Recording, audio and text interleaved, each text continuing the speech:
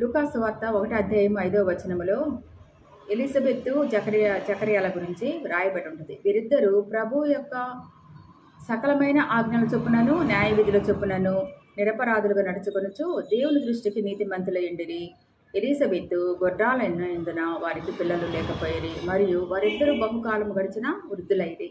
వారిద్దరూ బహుకాలం గడిచిన వృద్ధులంటే వారిద్దరూ సూపర్ సీనియర్ సిటిజన్స్ సూపర్ అంటే దాదాపు 80 సంవత్సరాలు బహుకాలం గడిచిన వృద్ధులు అయినప్పటికీ వారు ప్రభు యొక్క సకలమైన ఆజ్ఞల చొప్పునను న్యాయ విధుల చొప్పునను నడుచుకొనుచు నిందారహితులుగా జీవిస్తూ వీరిద్దరూ దేవుని దృష్టికి నీతిమంతులై ఉండిరి. నిరపరాధులుగా అంటే అపరాధముల మోపు వాడెవరు? సాతానుడు. వాడికి అవకాశం ఇవ్వలేదు. వాడి జీవితంలో ఏం చేశారు?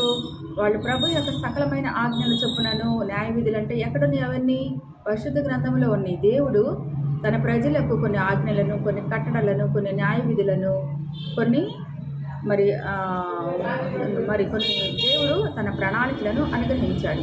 అవన్నీ చదువుకొని దేవుని కొరకు వారు బహుకాలము గడిచిన వృద్ధులైనా కానీ దేవుని మీద నేరం మోపకుండా మేము ఇంకా వృద్ధాప్యంలో ఉన్నాము, మాకు ఇంకా పిల్లలు కలగలేదని దేవుని మీద వాళ్ళు సనగలేదు, గొనగలేదు, వాళ్ళు నిష్ఠూరపడలేదు. కానీ ప్రభు యొక్క సకలమైన ఆజ్ఞల చొప్పున వారిద్దరూ నడుచుకొనొచ్చు న్యాయముగా న్యాయ విధులు చొప్పునను నిరపరాధులుగా అంటే సాతానికి అవకాశమే లేదు. ఎప్పుడైతే మన హృదయంలో వాక్యం ఉంటుందో మనం సాతాన్ని జయిస్తాం. వాక్యం ద్వారానే సాతాను మన దగ్గరికి రాలేడు. వాడు వచ్చినా కూడా మనలో ఉన్న దేవుని వాక్యాన్ని బట్టి మనం వాడిని జయిస్తాం కాబట్టి, వాడిని గద్దిస్తాం కాబట్టి వాడు పారిపోతాడు. వాళ్ళు నిరపరాధులుగా నడుచుకొని దేవుని దృష్టికి నీతిమంతులయ్యుండిరి.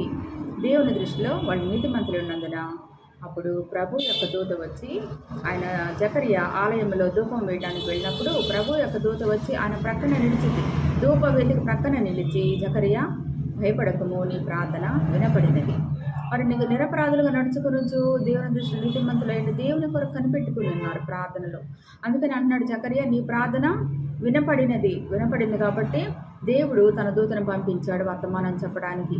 నీ భార్య గొడ్రాల ఉంది కదా, నీకు కుమారుడు కలుగుతాడని చెప్పినప్పుడు ఆయన నవ్వుతాడు. నవ్వినప్పుడు అతను నువ్వు నమ్మలేదు కనుక ఈ జరిగే వరకు నువ్వు మగవాడు అవుతావు అని చెప్తాడు. అయితే వాళ్ళు ప్రార్థనాపూర్వకంగా కనిపెట్టుకొని దేవుని దృష్టిలో జీవించినందువల్ల ఒక మంచి ప్రవక్తను, దేవుని మార్గాన్ని సరళము చేసే ఒక దూతను యేసుప్రభుకు ముందుగా యోహాను పుడతాడు. బాప్తిస్మం ఇచ్చే యోహాను ప్రభు రాకడకు ముందుగా తన మార్గంను సరళము చేయడానికి ముందుగా పంపించబడ్డాడు. ఆ విధంగా మనము కూడా దేవుని కొరకు నీతిమంతులముగా ఆయన దృష్టిలో మనం యథార్థంగా జీవిస్తూ కనిపెట్టి